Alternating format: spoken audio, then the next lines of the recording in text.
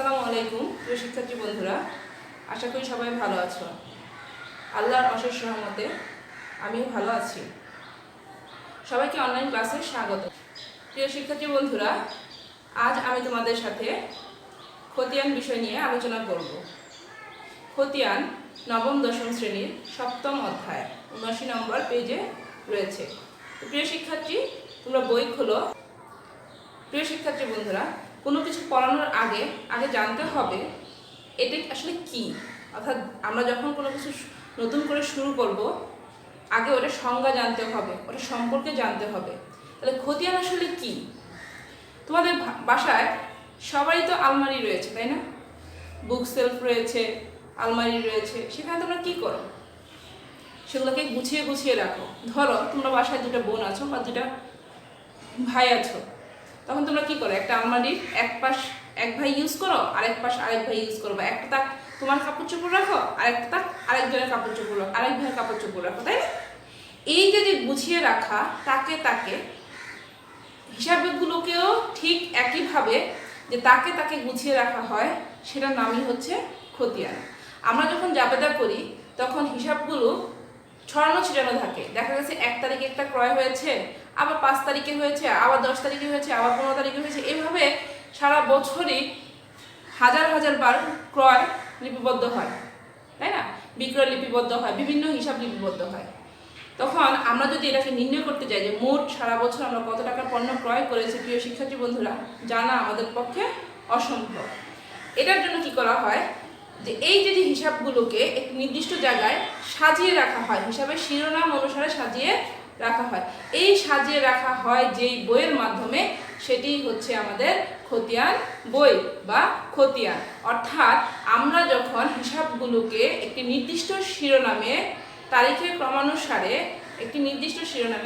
ক্রমানুসারে একটি বইয়ে লিপিবদ্ধ করি, শুধুমাত্র ওই বইয়ে ওই হিসাবগুলোই যাবে। অর্থাৎ যার যার তাকে সাজিয়ে রাখি, তখন সেটি হয়ে যায় খতিয়ান।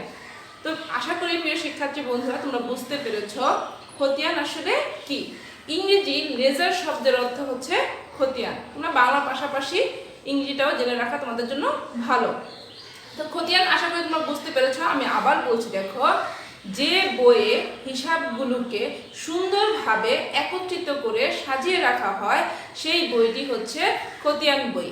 আর এই খতিয়ান বইটি হচ্ছে সকল বইয়ের রাজা। এটি সহকারী বই হচ্ছে জাবেদা বই। অর্থাৎ জাবেদা আমরা না করলেও কিন্তু পারি, কিন্তু খতিয়ান না করলে আমাদের হিসাব করা অসম্ভব।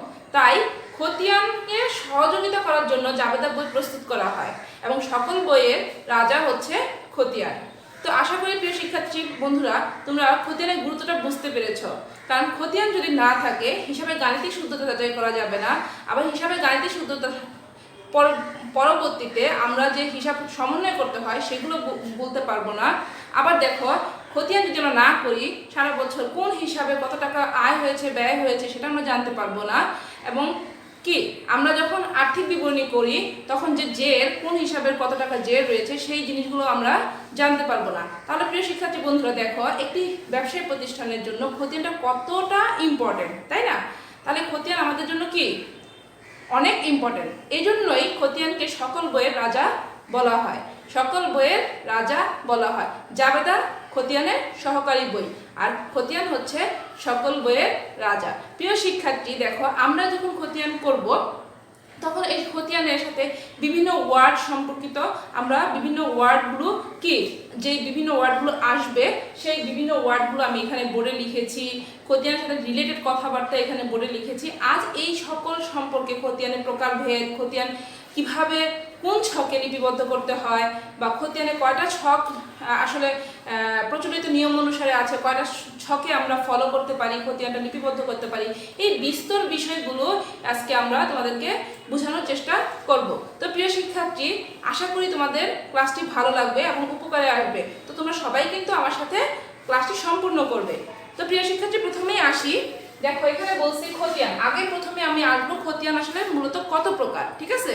খতিয়ান মূলত 2 প্রকার, সাধারণ খতিয়ান, সহকারী খতিয়ান। এটাকে বলি আমরা হচ্ছে সাধারণ খতিয়ান, সহকারী খতিয়ান। খতিয়ান মূলত দুই প্রকার। আচ্ছা, সাধারণ খতিয়ান কি? প্রিয় শিক্ষার্থী, আমরা জানি যে আমাদের হিসাব কয় প্রকার?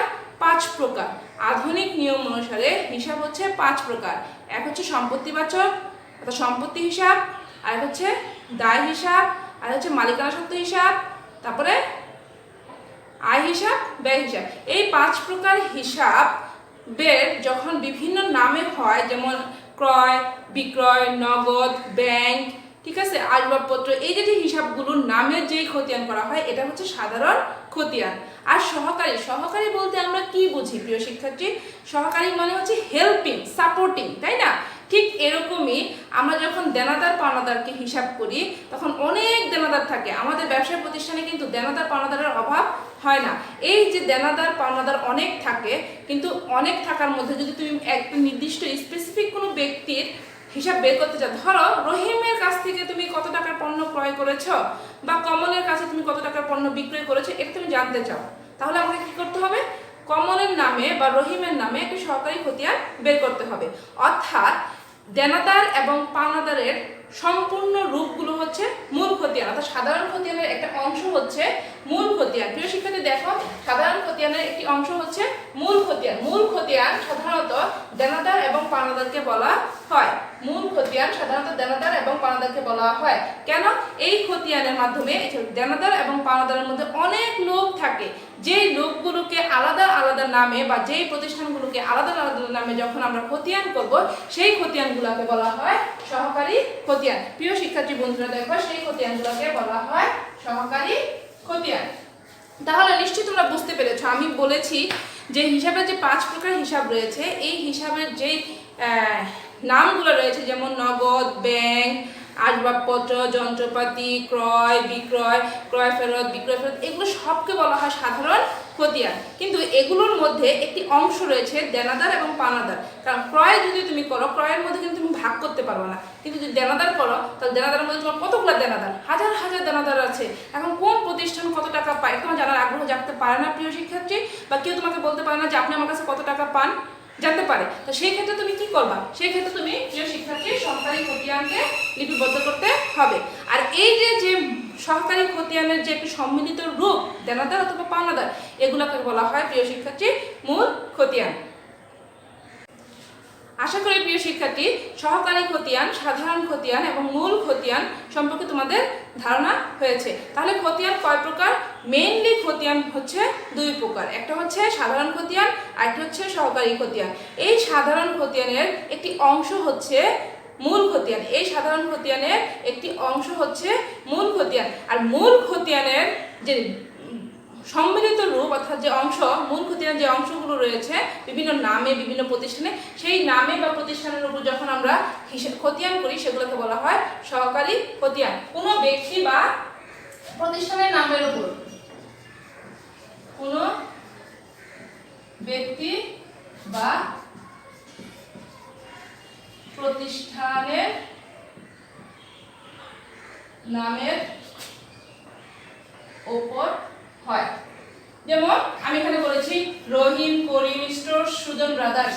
যখন সুজন ব্রাদার্সের কাছে কত টাকা পণ্য বিক্রয় করেছি আমরা নির্ণয় করবো যে সারা বছর সুজন ব্রাদার্সের সাথে আমাদের কত টাকা লেনদেন হয়েছে, অর্থাৎ সারা বছরে বা সুজন ব্রাদার্স এই মুহূর্তে আমার কাছে কত টাকা পায়, এটা যখন আমরা নির্ণয় করবো সেটা হয়ে যাবে সহকারী খতিয়ান। কিন্তু আমি যদি চিন্তা করি আমি রহিমের কাছে বিক্রি করেছি, করিমের কাছে বিক্রি করেছি, সুজন ব্রাদার্সের কাছে বিক্রি করেছি, আমার মোট বিক্রয় কত, মোট বিক্রয় কত সেটা যদি নির্ণয় করি, মোট বিক্রয় যদি নির্ণয় করি তাহলে আমার কি হয়ে যাবে, এবং নগদও বিক্রি করেছি, ব্যাংকেও বিক্রি করেছি, এই বিক্রয়টা হয়ে যাবে আমার সাধারণ খতিয়ান। কিন্তু প্রিয় শিক্ষার্থী যদি আমি চিন্তা করি ধারে আমি, এরা কি সবাই আমার দেনাদার, এরা সবাই আমার দেনাদার, এই দেনাদার হিসাবটা যদি আমি করি তাহলে এটা হয়ে যাবে আমার হচ্ছে মূল খতিয়ান, বা পাওনাদার হিসাবটা যদি করি এটা হয়ে যাবে আমার মূল খতিয়ান। তো প্রিয় শিক্ষার্থী আশা করি তোমাদের প্রকারটা ক্লিয়ার হয়েছে। এখন আমি যে জিনিসটিতে যাব, খতিয়ানের বৈশিষ্ট্য। একটি যে কোনো কিছু জানতে হলে তার ক্যারেক্টার সম্পর্কে প্রিয় শিক্ষার্থী জানতে হয়। তাহলে প্রিয় শিক্ষার্থী আমরা যদি খতিয়ানের বৈশিষ্ট্য চরিত্রটাই না জানি তাহলে খতিয়ানটা কিন্তু ভালোভাবে আমরা চিনতে পারবো না। তাহলে খতিয়ান আমরা কখন বুঝবো যে এটা একটা খতিয়ান? আমরা তখনই বুঝবো যখন একটি শিরোনাম থাকবে। দেখো প্রিয় শিক্ষার্থী, এখানে একটি শিরোনাম বলা হয়েছে।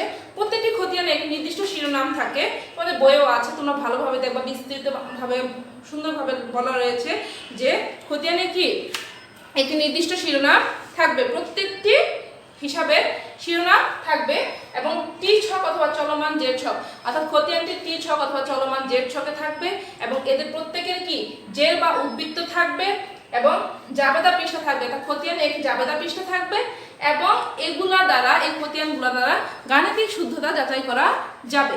এটা হচ্ছে খতিয়ানের বৈশিষ্ট্য। আশা করি তোমাদের বৈশিষ্ট্য সম্পর্কে ক্লিয়ার হয়েছে।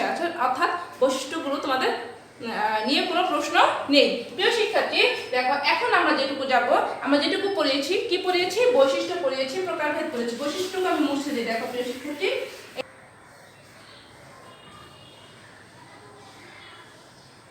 খতিয়ান আমরা দুটি ছক অনুসরণ করে সম্পন্ন করতে পারি। একটি হচ্ছে টি ছক, একটি হচ্ছে টি ছক, আরেকটি হচ্ছে চলমান জেড ছক। টি ছক এবং চলমান জেড ছক। টি ছক কোনটি? আমরা জানি যে টি একে যে ছক তৈরি করা হয় সেটিকে বলা হয় টি ছক। অর্থাৎ টি ছকে একটি ডেবিট পাশ, একটি ক্রেডিট পাশ থাকে, দুটি পাশ, একটি ডেবিট পাশ, একটি ক্রেডিট পাশ, ডান পক্ষ, একটি বাম পক্ষ। প্রিয় শিক্ষার্থী দেখো, এখানে আমি লিখেছি একটি ডেবিট পাশ, একটি হচ্ছে ক্রেডিট পাশ। দেখো টি ছকে, প্রিয় শিক্ষার্থী, আমি যদি এই দাগটিকে মূল দাগ, এইটিকে মূল দাগ চিন্তা করি, দেখো এটি যদি আমরা মূল দাগ চিন্তা করি, এটা যদি বলি টি, দেখছো এটা যদি টি ধরি তাহলে দেখো এই পাশে 1 2 3 4, আবার এই পাশে 1 2 3 4, এই চারটি অর্থাৎ মোট 8টি ঘরে 8টি কলাম দ্বারা একটি ছক তৈরি করা হয়েছে। প্রথমে হবে তারিখ, তারপর হচ্ছে বিবরণ, তারপর হচ্ছে জাবেদা পৃষ্ঠা, তারপর হচ্ছে টাকা, আবার তারিখ, আবার বিবরণ, তারপর হচ্ছে জাবেদা পৃষ্ঠা, তারপর টাকা। এটাকে বলা হয় টি ছক। প্রিয় শিক্ষার্থী, আশা করি তোমার টি ছক সম্পর্কে ধারণা হয়েছে। এখন আমরা যাব হচ্ছে চলমান জেড ছক। চলমান মানে চলছে, কন্টিনিউ চলছে, তাই না? চলমান জেড অর্থাৎ জেডটা প্রতিনিয়তই চলছে। যে ছকে জেড প্রতিনিয়ত যোগ বিয়োগের সাথে সাথে চালিয়ে যেতে হয় সেই ছকটি হচ্ছে চলমান জেড ছক। এই ক্ষেত্রে প্রিয় শিক্ষার্থী, একটি হিসাবে কোড নং থাকে। একটি হিসাবে কি থাকে? কোড নং থাকে। এখানে ডেবিট আমি তোমাদের লিখিনি, জাস্ট ছকটা দেখিয়েছি। দেখো প্রথমে হবে তারিখ, তারপর হবে বিবরণ, তারপর হবে জাবেদা পৃষ্ঠা। এই দিকটা কিন্তু ঠিক আছে, তাই না? টাকা নম্বর 4টি, 1 2 3 4। এটাকে ডেবিট টাকা, ক্রেডিট টাকা, ডেবিট জেড, ক্রেডিট জেড, ঠিক আছে? এটা হচ্ছে জেডের, আচ্ছা ডেবিট টাকা, ক্রেডিট টাকা, এটা হচ্ছে জেডের ঘর, জেডের ঘর, এটা হচ্ছে ডেবিট জেড, ক্রেডিট জেড, ঠিক আছে? আর এটা হচ্ছে ডেবিট টাকা, ক্রেডিট টাকা। অর্থাৎ 4টি ঘর থাকে, অর্থাৎ টাকার অঙ্ক কয়টি থাকে? 4টি। এই জন্য চলমান জেরকে, প্রিয় শিক্ষার্থী মনে রাখবে, চলমান জেরকে 4 ঘরা খতিয়ান বলেও আখ্যায়িত করা হয়। তাহলে চলমান জেরের আরেকটি নাম কি? 4 ঘরা খতিয়ান। প্রিয় শিক্ষার্থী, আশা করি তোমাদের ছক সম্পর্কে কি ধারণা কিছুটা হলেও এসেছে। তোমাদের যদি কোনো প্রশ্ন থাকে তোমরা অবশ্যই আমাকে কমেন্ট আকারে জানাবা, ঠিক আছে? এই হচ্ছে দুটি ছক, চলমান জেড ছক এবং টি ছক। জের কথাটা শুনে তোমাদের কাছে মনে হচ্ছে জের জের করছে ম্যাডাম, আসলে জেডটা কি, তাই না? এটি নতুন শব্দ, খতিয়ানের মধ্যে নতুন শব্দ হচ্ছে একটি জেড। এটা সম্পর্কে আমি জানাবো। দেখো আমরা এইখানে কিছু কিছু নতুন শব্দ ব্যবহার করেছি বা করব। হ্যাঁ, খতিয়ানে আমি তোমাদের আগেই বলেছি, খতিয়ানের বৈশিষ্ট্য হচ্ছে একটি প্রত্যেকটি খতিয়ানে একটি জেড থাকবে। অর্থাৎ জেড বলতে এই বছর কি পরিমাণ ক্রয় হয়েছে, কি পরিমাণ বিক্রয় হয়েছে, মোট পরিমাণটা জানা যাবে। সেটাকেই ডেবিট এবং ক্রেডিটের যে পার্থক্য সেটা হয়ে যায় হচ্ছে কি আমাদের জেড, সেটা হয়েছে জেড বা উদ্বৃত্ত বা ব্যালেন্সিং, তাই না? এগুলো সম্পর্কে আমি তোমাদেরকে এখন একটু ধারণা দিব। দেখো প্রিয় শিক্ষার্থী, এখানে প্রথমেই রয়েছে যে খতিয়ানে ব্যবহৃত কিছু শব্দ। আসলে কিছু শব্দ না, কিছু নতুন শব্দ যদি আমরা বলি, কিছু নতুন শব্দ, খতিয়ানে ব্যবহৃত কিছু নতুন শব্দ। তাহলে দেখো প্রিয় শিক্ষার্থী, প্রথমে আমি লিখেছি সিডি। সিডি কথা দিয়ে প্রিয় শিক্ষার্থী আমরা কি বুঝি? সিডি কথাটা দিয়ে আমরা আসলে প্রিয় শিক্ষার্থী কি বুঝি এটা আমাদেরকে ভালোভাবে জানতে হবে, কারণ খতিয়ানের সাথে এটা খুব ভালোভাবে রিলেটেড। আমরা যদি এগুলো না জানি তাহলে কিন্তু আমরা পরবর্তীতে ভুল করবো। এগুলো তোমাদের নৈমিত্তিক আসে এবং কিভাবে এটা নির্ণয় করতে হবে সেটাও ভালোভাবে জানতে হবে। তো প্রিয় শিক্ষার্থী, প্রথমে আমরা আসি সিডি। সিডি মানে হচ্ছে ক্যারিড ডাউন, ক্যারিড ডাউন অর্থাৎ কি দেখো তোমরা যদি বাংলা বলতে যাও নিচে নিত, নিচে নিত বা স্থানান্তরিত কি হবে, স্থানান্তরিত হবে। কি বলছি প্রিয় শিক্ষার্থী, নিচে নিত সিডি অর্থাৎ ক্যারিড ডাউন মানে হচ্ছে নিচে নিত অথবা স্থানান্তরিত হবে। আচ্ছা সি ডি এটা কিন্তু অবভিয়াসলি আমাদের প্রত্যেকটি খতিয়ানে ব্যবহার করতে হবে। আরেকটি জিনিস ব্যবহার করতে হবে সেটা হচ্ছে বি ডি, বি ডি আমরা 9 10 সিডি এবং ডিডি বেশি ব্যবহৃত আমরা ব্যবহার করে থাকি। তাহলে সিডি মানে হচ্ছে ক্যারিড ডাউন, বিডি মানে হচ্ছে ব্রড ডাউন। আগে বলেছি ক্যারিড ডাউন হচ্ছে মানে হচ্ছে কি নিচে নিত বা স্থানান্তরিত হবে, আর ব্রড ডাউন মানে উপর হতে আনিত, উপর হতে বা উপর থেকে আনিত বা স্থানান্তরিত হলো, স্থানান্তরিত বা হলো বা হয়েছে আমরা যেটাই বলি, ঠিক আছে। সিএফ, সিএফ কথাটা দিয়ে বলেছি ক্যারিড ফরওয়ার্ড মানে সম্মুখে নিত, আর ব্রড ফরওয়ার্ড মানে পিছন থেকে আনিত, পিছন থেকে আনিত। এই চারটি শব্দ প্রিয় শিক্ষার্থী আমাদের কি নৈবিত্তিকেও আসে। তোমাদের এই চারটি শব্দ নতুন, এই চারটি শব্দগুলো তোমাদের জানতে হবে। আর জের বা ব্যালেন্স, জের উদ্বৃত্ত ব্যালেন্স এই তিনটি শব্দ একই সমুচ্চারিত শব্দ।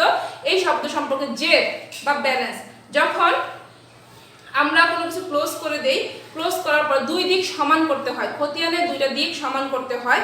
সমান করার জন্য যে পার্থক্যটা হয় অর্থাৎ ডেবিট এবং ক্রেডিটের যে পার্থক্যটা হয় সেটাই হচ্ছে জের, ব্যালেন্সিং বা কি উদ্বৃত্ত। প্রিয় শিক্ষার্থী আমরা অনেক সময় ছোটবেলা পার্কে গিয়ে যাই, দুই পাশে ব্যালেন্সিং খেলেছি, তাই না?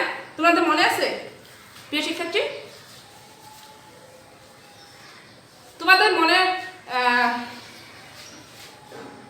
প্রিয় শিক্ষার্থী তোমাদের স্মরণ করে দেওয়ার জন্য আমি একটু চিত্রের আকারে তোমাদের বোঝানোর চেষ্টা করি, দেখি তোমাদের মনে আছে কিনা। প্রিয় শিক্ষার্থী দেখো,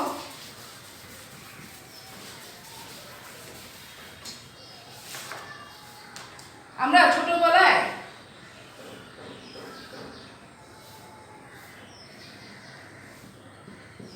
এরকম একটা দোলনা খেলতাম, এখানে একটা মানুষ, এখানে একটা মানুষ, ঠিক আছে। এটা খেলতাম। অথবা আমরা যদি চিন্তা করি, দেখো আমরা যদি চিন্তা করি পালা পাথর, ঠিক আছে, আমরা যদি এখানে চিন্তা করি পালা পাথর, দেখো আমাদের পালা পাথরে অনেক সময় কি হয়, একটু ব্যালেন্স করে দিই। দেখো মনে করে এখানে একটা 5 কেজি পাথর আছে, এখানে 5 কেজি 5 কেজি একটা পাথর আছে, ঠিক আছে, এখানে পণ্যদ্রব্য আছে ধরো। তখন কি হয়, এটা কিন্তু বেশি নেমে গেছে, তাই না? তখন কি করবে দোকানদার, করবে কি এটাকে কি কমায় এটাকে ব্যালেন্স করবে। ব্যালেন্স করে কি করবে দেখো প্রিয় শিক্ষার্থী, এরকম করে দিবে, এরকম সমান করে দেবে, তাই না? এটাকে বলা হয় ব্যালেন্সিং। হ্যাঁ, এটাকে বলা হয় কি ব্যালেন্সিং। কিছু কমানোর জন্য বা কিছু কখনো বাড়ানোর জন্য, মনে করে এখানে ও নিচের দিকে, ও উপর দিকে আছে, ঠিক আছে, ওর ওজন যদি আরেকটু বৃদ্ধি করা হয় তাহলে ও কিন্তু একটা ব্যালেন্সিং এ চলে আসবে।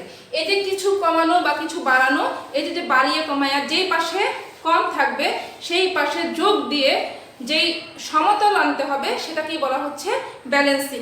আশা করি তোমরা ব্যালেন্সটাও বুঝতে পেরেছো। আমরা যখন বুঝবো, দেখো আমি যদি তোমাদেরকে বলতে চাই যে এখানে আছে 500 টাকা, এখানে আছে 400 টাকা, ব্যালেন্স করতে হলে কি করতে হবে, এখানে 100 টাকা যোগ দিতে হবে। এই 100 টাকার নাম হচ্ছে ব্যালেন্সিং বা জের বা উদ্বৃত্ত।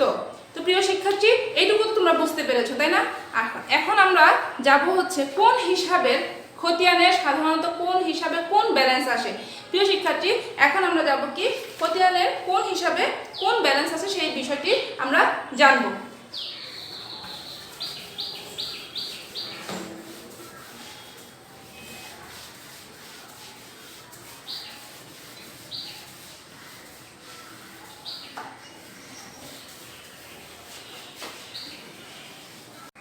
প্রিয় শিক্ষার্থী দেখো কি লিখেছি, হিসাবে সাধারণ বা স্বাভাবিক উদ্বৃত্ত। এখন আমরা জানবো যে নরমালি কোন হিসাবে কোন উদ্বৃত্ত আসে। আমরা যদি ব্যয় হিসাব চিন্তা করি, ব্যয় হিসাবের উদ্বৃত্ত হচ্ছে ডেবিট উদ্বৃত্ত, ডেবিট উদ্বৃত্ত যে ব্যালেন্স আমরা যেটাই লিখি বা ব্যালেন্স, ঠিক আছে। আচ্ছা ব্যয়, তাহলে আয়ের কি হবে, আয়ের এটার বিপরীত ক্রেডিট উদ্বৃত্ত হবে। আয়ের উদ্বৃত্ত সাধারণত ক্রেডিট জেড বা ক্রেডিট উদ্বৃত্ত বা ক্রেডিট ব্যালেন্স হবে। দায়েরও ক্রেডিট ব্যালেন্স হবে, ক্রেডিট উদ্বৃত্ত ব্যালেন্স যেটা আমরা বলি হবে, ঠিক আছে। তারপরে সম্পদের ডেবিট উদ্বৃত্ত হবে, ডেবিট জেড বা উদ্বৃত্ত বা ব্যালেন্স। মালিকানা সত্ত্ব,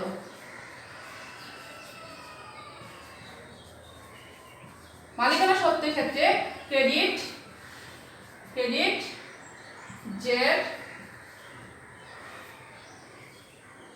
উদ্বৃত্ত বা ব্যালেন্স। অর্থাৎ দেখো ব্যয় বলতে আমরা কি বুঝি, যদি বলি আমরা বেতন, তাহলে বেতনের জেড ডেবিট আসবে, অর্থাৎ আমরা ডেবিট জেড পাবো। যদি বলি আমরা ক্রয়, তাহলে কি ক্রয়ের জেড আমরা ডেবিট উদ্বৃত্ত পাবো, ঠিক আছে। ব্যালেন্স সিডি অর্থাৎ ডেবিট দিকে বেশি হবে, ডেবিট জেড পাবো মানে হচ্ছে ডেবিট দিকে বেশি হবে। আয়ের যদি চিন্তা করি প্রিয় শিক্ষার্থী, আয়ের জেড ক্রেডিট দিকে বেশি হবে, অর্থাৎ আয় যোগ করলে ক্রেডিট দিকে যোগফল বেশি হবে। দায়ের যদি চিন্তা করি প্রিয় শিক্ষার্থী, দায় ক্রেডিট দিকে যোগফল বেশি হবে।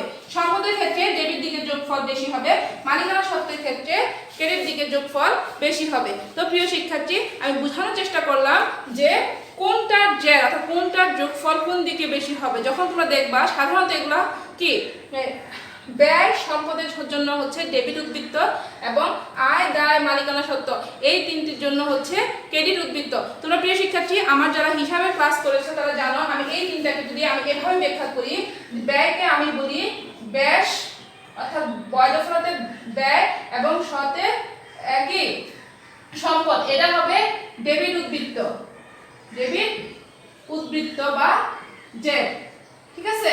আর যদি আদম বলি, আদমকে আমাদের আদি পুরুষ, তাই না, এটা হবে ক্রেডিট উদ্বৃত্ত। এইটুকু যদি তোমরা মনে রাখো যে খতিয়ানের ক্ষেত্রে ব্যাস হবে ডেবিট উদ্বৃত্ত এবং আদম হবে ক্রেডিট উদ্বৃত্ত। প্রিয় শিক্ষার্থী, এখন জাবেদা থেকে কিভাবে খতিয়ানে পোস্টিং দিতে হয় আমি ছোট্ট দুটি উদাহরণের মাধ্যমে তোমাদেরকে আমি সেটি বুঝিয়ে দেওয়ার চেষ্টা করব। তো প্রিয় শিক্ষার্থী, খাতার মধ্যে প্রথমে তোমরা দুটি ছক কাটবে, একটি হচ্ছে চলমান জেড আর একটি হচ্ছে টি ছক। প্রথমে আমরা টি ছক কাটবো। দেখো আমি কিভাবে কাটি তোমরা খেয়াল করো প্রিয় শিক্ষার্থী।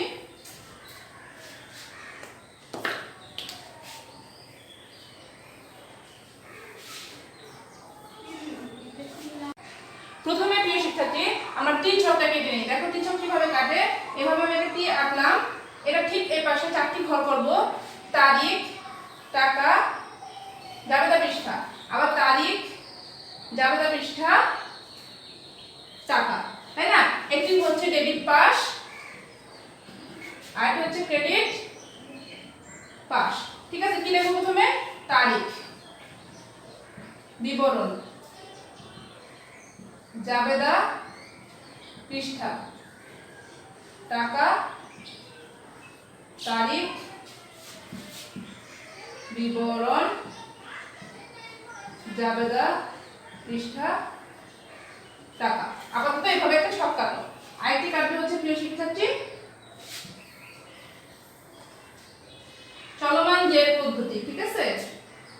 প্রথমে তারিখ, তারপর হচ্ছে বিবরণ, জাবেদা পৃষ্ঠা, ডেবিট টাকা, ক্রেডিট টাকা,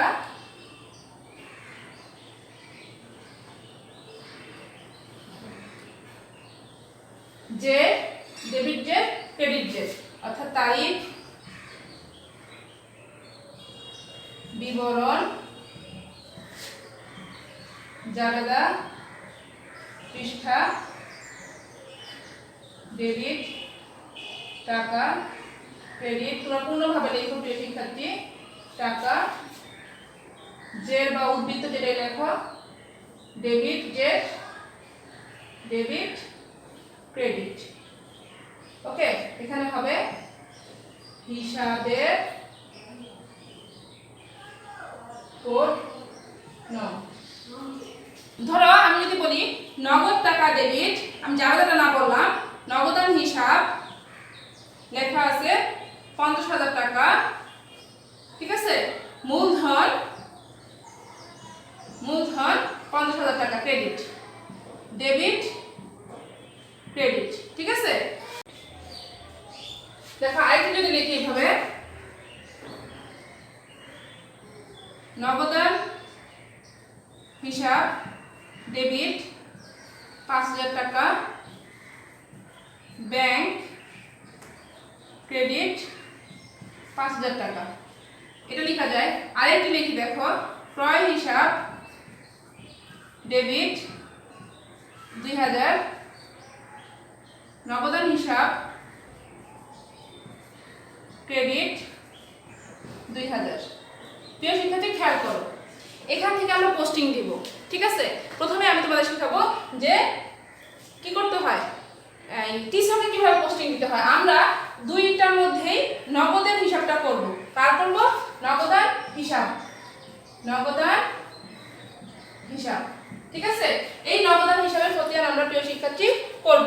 তাহলে দেখো নগদান হিসাব কোন দিকে রয়েছে? নগদান হিসাব ডেবিট। যেহেতু নগদান হিসাব ডেবিট, তাই আমাকে নগদের ডেবিট পাশে চলে আসতে হবে। ধরো এটা তারিখ 1 জানুয়ারির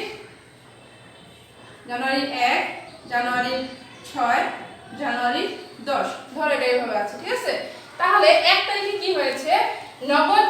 নগদের ডেবিট পাশে চলে আসলাম। ধরো 2020 জানুয়ারির 1 কি হয়েছে? নগদ ডেবিট। কিভাবে নগদ ডেবিট? নগদ ডেবিট হয়েছে মূলধন হিসেবে। তার মানে কি এই মূলধন কথাটা এখানে চলে আসবে, মূলধন কথাটা চলে আসলো, মূলধন হিসাব। মূলধন হিসাবে নগদে কত টাকা আসছে দেখো তো, 50,000 টাকা। এই 50,000 টাকা আমরা এখানে লিখব। এরপরে দেখো 6 তারিখে রয়েছে কি প্রিয় শিক্ষার্থী খেয়াল করো, 6 তারিখে রয়েছে নগদ ডেবিট। যেহেতু নগদ ডেবিট, তাহলে আমি ডেবিট পাশে চলে আসবো। কি নামে? নামটি হবে ব্যাংক। নামটি হবে কি? ব্যাংক। তাহলে আমি এখানে কি লিখব? 6 ব্যাংক হিসাব। ব্যাংক হিসাব কত টাকা? 5,000 টাকা। প্রিয় শিক্ষার্থী খেয়াল করো, এরপর দেখো কি রয়েছে? নগদ ক্রেডিট। প্রিয় শিক্ষার্থী কি রয়েছে? নগদ ক্রেডিট। তাহলে নগদের ক্রেডিট পাশে চলে গেলাম। 2020 জানুয়ারির 10 ক্রেডিট পাশে কি লিখবো? নগদ কিভাবে চলে গেছে প্রিয় শিক্ষার্থী? ক্রয় হিসাবে। ক্রয় করেছি তাই নগদ চলে গেছে। তাহলে কি লিখবো? ক্রয় হিসাব। কত টাকা? 2,000 টাকা। এখন প্রিয় শিক্ষার্থী খেয়াল করো, তোমাদের আগেই বলেছি এই জিনিসটি খুবই ইম্পর্টেন্ট। খেয়াল করো, দুই দিক কিন্তু সমান না। এখন আমাদের কি করতে হবে? যোগ করতে হবে। দেখো আমি বলেছি নগদ সম্পত্তিবাচক হিসাব, এর ডেবিট দিকের যোগফল বেশি হবে। কারণ দেখো ডেবিট দিকের যোগফল আছে 55,000। কত হাজার? 55,000। এখন ক্রেডিট দিকেও আমাকে 55,000ই লিখতে হবে। 55,000 লিখতে হবে, কারণ খতিয়ানে দুই দিক অর্থাৎ হিসাব বিজ্ঞানের দুই দিকের যোগফল কি হয়? সমান হয়। খতিয়ানে দুই দিকে ব্যালেন্স করতে হবে, ব্যালেন্স সমান। 55,000। কিন্তু বাস্তব পক্ষে প্রিয় শিক্ষার্থী এখানে কি 55,000 রয়েছে?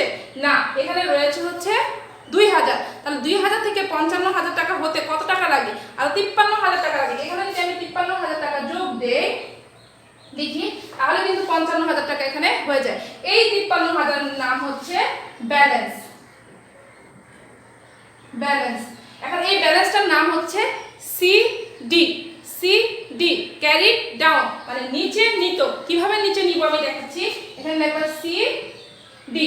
এখন কথা হচ্ছে এটা কোন তারিখে লিখব? নরমালি আমরা মাস শেষেই ক্লোজ করি, তাই এটাকে মাস শেষে লিখব। জানুয়ারি মাস যেহেতু 31, তাই আমাকে এখানে 31 লিখতে হবে। ব্যালেন্স সিডি 31 তারিখে কত? 53,000 টাকা। এখন এটা নিচে নিব। কোন নিচে? এটা নিচে আসবে হচ্ছে এই যে এখানে কত আসবে? 53,000 টাকা এখানে আসবে। 53,000। এই 53,000 কি আসছে? কই থেকে আসছে? উপর থেকে আনিত। এই উপর থেকে আনিত নাম হচ্ছে ব্যালেন্স বিডি। এই ব্যালেন্স বিডি তারিখ কবে হবে? জানুয়ারিতে ক্লোজ করে দিছি, এখানে কিন্তু জানুয়ারি ক্লোজ। তাহলে এটা কি হবে? ফেব্রুয়ারির 1। ফেব্রুয়ারির 1। তাহলে কি ব্যালেন্স বিডি সিডি 53,000 টাকা এবং ব্যালেন্স বিডি, এই ব্যালেন্স বিডি যা নগদের উদ্বৃত্তই তা। এজন্য বলা হয়েছে নগদ উদ্বৃত্ত অর্থাৎ সম্পদের অর্থাৎ ব্যয়ের উদ্বৃত্ত সবসময় ডেবিট আকারে হয়। ব্যাস ডেবিট, আদর ক্রেডিট। প্রিয় শিক্ষার্থী সেম। এখন দেখো আমরা এখানে কি করব? এখানে নগদের হিসাব করব, বলছি না? একই রকম দিয়ে দেখাই তাহলে আমাদের বুঝতে সুবিধা। নগদান হিসাব করব। নগদান হিসাব করব 1 তারিখে আমি কি লিখব দেখো, 1 তারিখে নগদের ঘরে মূলধন লিখব, 6 তারিখে নগদের ঘরে ব্যাংক লিখব এবং 10 তারিখে নগদের ঘরে ক্রয় লিখব। তাহলে লিখে ফেলি প্রিয় শিক্ষার্থী, দেখো 2020 জানুয়ারির 1 মূলধন হিসাব, ঠিক আছে? কত টাকা আসছে প্রিয় শিক্ষার্থী খেয়াল করো। নগদে আসছে, নগদ যা টাকার অঙ্ক সেই ঘরে, নগদে আসছে 50,000 টাকা, এই টাকার অঙ্ক সেই ঘরে রাখলাম। ব্যালেন্স 50,000 উপরে কোনো কিছু নাই, তাহলে এই ব্যালেন্সটা চলে যাবে ডেবিট দিকে। যেহেতু এটা ডেবিট দিকে তাহলে ব্যালেন্স কোন দিকে বেশি? ডেবিট দিকে বেশি। প্রিয় শিক্ষার্থী খেয়াল করো। এরপরে রয়েছে ব্যাংক। ব্যাংক কত তারিখে? জানুয়ারির 6। কত টাকা? ডেবিট দিকে। কেন ডেবিট? কারণ নগদ ডেবিট, তাই টাকার অঙ্ক লিখব আমি ডেবিট দিকে। কত? 5,000 টাকা। এখন দেখো তো আগে ব্যালেন্স ছিল কত? আগে ব্যালেন্স ছিল প্রিয় শিক্ষার্থী 50,000, এখন আসছে 5,000। তাহলে এই 5,000 আর 50,000 কি হবে? যোগ হবে। যোগ হলে কত হয় দেখো প্রিয় শিক্ষার্থী? 55,000। দুইটাই কিন্তু ডেবিট, ডেবিটে যোগ, ডেবিট যোগ ডেবিট হয়, ঠিক আছে? আর ডেবিট ক্রেডিটে বিয়োগ হয়, ক্রেডিট। এই দুটার সাথে একই রকম হলে যোগ সম্পর্ক, দুই রকম হলে বিয়োগ সম্পর্ক। আবার ক্রেডিটে যোগ হয়, ডেবিট ক্রেডিটে বিয়োগ হয়। তাহলে প্রিয় শিক্ষার্থী দেখো এখানে নগদ আছে ক্রেডিট লুপ, তাহলে নগদের ক্রেডিট লুপ কত? 2,000 টাকা। কি নামে? ক্রয় নামে। কয় তারিখে? 10 তারিখে। ক্রয় হিসাব, ঠিক আছে? যে এখন দেখো এখানে আছে ডেবিট, এখানে আছে ক্রেডিট। ডেবিট ক্রেডিটে কি বলেছি? বিয়োগ। ডেবিট ক্রেডিটে বিয়োগ করলে এখানে কত হয়? 53,000, তাই না? এখন কথা হচ্ছে ডেবিট ক্রেডিটে বিয়োগ। আমি কেন এটা ডেবিটের ঘরে টাকা লিখলাম? প্রিয় শিক্ষার্থী, যেই ঘরে টাকার অঙ্ক বড়, অর্থাৎ যেটা মান বড়, যেটা এখানে ডেবিটে 55,000, ক্রেডিটে 2,000, যেহেতু ডেবিটের মানটা বড় তাই আমরা ডেবিটের ঘরে এটা লিখেছি। প্রিয় শিক্ষার্থী, তোমরা আশা করি আজকে যে পোস্টিং দিয়েছি এবং মোটামুটি যে খতিয়ান সম্পর্কে তোমাদের দেখে ধারণা দিয়েছি, আশা করি প্রিয় শিক্ষার্থী তোমাদের আজকের লেকচার শেষে অর্থাৎ পাঠ শেষে তোমাদের যেটুকু আমি পড়িয়েছি সেটুকু সম্পূর্ণভাবে ক্লিয়ার হয়েছে। তারপরেও যদি প্রিয় শিক্ষার্থী কোনোভাবে তোমাদের কোনো প্রশ্ন জাগে এইটুকুর মধ্যে, তাহলে তোমরা আমাকে কমেন্ট আকারে বা আমার ইনবক্সে কমেন্ট করবে, আমি তোমাদের প্রশ্ন সমাধান দেওয়ার চেষ্টা করব। তো প্রিয় শিক্ষার্থী, আজ এই পর্যন্তই। সবাই সুস্থ থাকো, ভালো থাকো, সকলের সুস্বাস্থ্য কামনা করে আমি এখানেই আমার ক্লাস সমাপ্ত করছি। আল্লাহ হাফেজ।